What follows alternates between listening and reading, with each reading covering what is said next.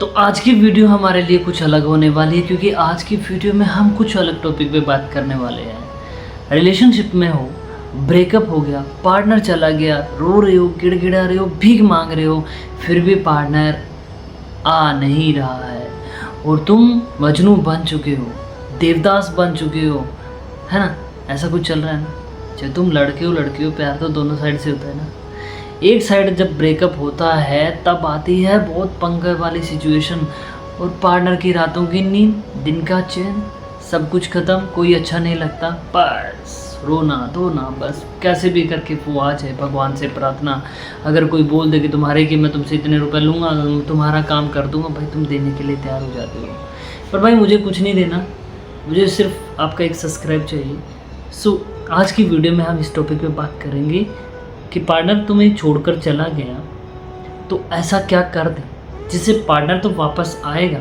अगर वो नहीं भी आया तो उसकी रातों की, दिन का चैन, रात की नींद, सब कुछ उड़ जाएगी, और वो एक ना एक दिन अपने फ़ोन से तुम्हें फ़ोन करेगा कि गलती होगी मुझसे, माफ़ कर दो मुझे। सोचो ऐसा हो तब कैसा हो। मेरे भाई और मेरी जो भी है मुझे देख रहे हैं, मैं उनसे रिक्वेस्ट करता हूँ, मैं उनको बताना चाहता हूँ कि जो मैं बोल रहा हूँ एक बार अपनी लाइफ में फॉलो करके देखिए, फिर देखिए आपकी लाइफ में क्या होता है। तुम क्या करते हो, तुम मुझे फॉलो मतलब मेरी बातों पे ध्यान देते नहीं हो, अपनी मर्ज़ी से चलते हो, फिर एक टाइम आता है कि तुम्हारी लाइफ में बहुत बड़े पंगे आ जाते हैं, तब तुम्हें याद आता है कि भाई अब करें भी तो क्या करें। चलते हैं वीडियो के टॉपिक पे और मैं आपको समझा दूँ बातें कि क्या कैसे क्या करें ऐसा जिससे जो भी आपका पार्टनर है वो तड़प जाए आपके लिए और आपको फ़ोन करे कि मैं मर रहा हूँ। सबसे पहली बात, कोई तुम्हारी लाइफ से चला जाए तो उसे ये कभी फील मत कराओ कि तुम्हारे बिना मैं जी नहीं सकता या नहीं जी सकती। ये मेन इम्पोर्टेंट बात भी मान सकते हो आप। जब भी हमारा ब्रेकअप होता है, जब भी पार्टनर से लड़ाई होती है, जब भी ऐसा कुछ पंगे वाली सिचुएशन आती है, तो हम पार्टनर के आगे झुक जाते हैं। पार्टनर को ये बोल देते हो कि मुझे तो तुम्हारे बिना जीना ही नहीं आता, प्लीज़ मेरी लाइफ में रुक जाओ, प्लीज़ मुझे भीख में प्यार दे दो, प्लीज़ मेरे लिए ऐसा कर दो। करते हो ना ऐसे? ऐसा कभी नहीं करना। ऐसा अगर तुमने किया, तुम्हारी वैल्यू ख़त्म। तुम जो भी बोल रहे हो पार्टनर कभी नहीं मानेगा, और तुम क्या मानते हो कि तुम्हारे भीख मांगने से, तुम्हारे रिक्वेस्ट करने से तुम्हारा पार्टनर रुक जाएगा। अगर वो रुक भी रहा है तब भी नहीं रुके, वो भाग जाएगा। इस चीज़ को समझिए। भीख मत मांगो, जो चला गया सो चला गया। खुद पे काम करना स्टार्ट कर दो। खुद काम मतलब ऐसा कि खुद का स्टैंडर्ड हाई करो, dressing style, hair style, body बनाना, सोशल मीडिया से कनेक्ट हो सकते हो, वहाँ पे अच्छी अच्छी पोस्ट करना, वीडियोस डालना, बस सामने वाले की जल जानी चाहिए भाई तुम कितने चेंज हो चुके हो। इससे अगली बात, पॉइंट नंबर 2, चुप रहो पर ऐसा काम करो कि तुम्हारा पार्टनर बेचैन हो जाए।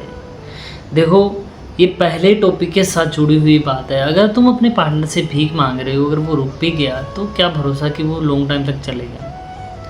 अब तुम्हें क्या करना है, खुद पे ऐसा फोकस करो कि तुम कुछ ऐसा करके दिखाओ, कुछ बिजनेस में, कुछ लाइफ में, कुछ भी ऐसा कि उसकी रातों की नींद उड़ जाए कि भाई ये इंसान ऐसा था ही नहीं, ये ऐसा कर ही नहीं सकता था, इसके पास तो ऐसा कुछ था ही नहीं, ऐसा कैसे हो गया। जब ये चीज़ तुम कर दोगी और ये चीज़ वो इंसान देखेगा, तब उसको ये लगेगा कि भाई इसने कुछ ना कुछ कर दिया, और जब ये होगा तब उसके वापस आने के चांस ज़्यादा हो जाएंगे। वो तुम्हें कुछ भी समझ लो, आएगा ज़रूर। इसके बाद बात करते हैं पॉइंट नंबर 3, पार्टनर का ईगो तोड़ देना। रिलेशनशिप में पार्टनर के अंदर ईगो होता है, चाहे वो आपकी साइड है चाहे वो उसकी साइड है। वो ईगो ये होता है कि तुम उसके बिना जी नहीं सकते, तुम्हारी लाइफ उसके बिना अधूरी है। अगर ये ईगो तुम तोड़ दोगे तुम उसके बिना जीना सीख कर उसे दिखा दोगे, खुद को बहुत ग्रो कर दोगे, खुद की लाइफ को चेंज कर दोगे, खुद इतने स्मार्ट हैंडसम सब कुछ होकर दिखा दोगे, तो भाई उसका ईगो ना 1 मिनट में टूट जाएगा। और ईगो तब टूटता है कि जब आप उसको देख के इग्नोर कर देते हो कि भाई मैं तुमको नहीं जानता।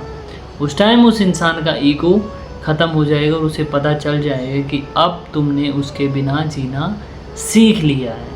और उसी टाइम वो इंसान टूट जाएगा और सोचने पे मजबूर हो जाएगा कि ये ऐसे कैसे हो गया। तो चलते हैं इसके अगले पॉइंट पे, पॉइंट नंबर 4।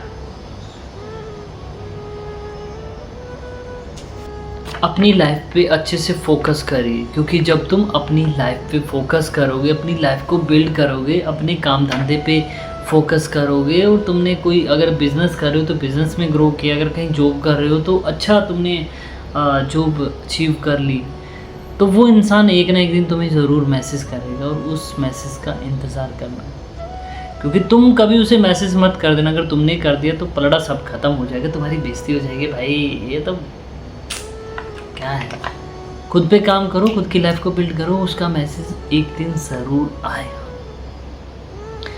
इसके बाद में बात करते हैं पॉइंट नंबर 5, माफ़ करोगे या उसकी औकात दिखाओगे। देखिए ये बात ज़रूर है कि ब्रेकअप होने के कुछ टाइम बाद पार्टनर ज़रूर वापस आता है, वो अपनी किए पे पछतावा भी करता है, वो तुम्हारे आगे रोता भी है, भीख भी मांगता है, सब कुछ होता है। अब उसके बाद में 2 बातें आती है, या तो तुम उसे माफ़ करके गले लगा लो या माफ़ करके उसे जाने दो। अब दोनों चीज़ ही तुम्हारे लिए ऐसी होती है कि आखिर क्या करें। देखिए जब पार्टनर आपसे माफ़ी मांगे, पार्टनर ऐसा कुछ बोलो कि मुझसे गलती, उससे जानने की कोशिश करो आखिर क्या रीज़न था, उस बात की जड़ तक जाना सीखो।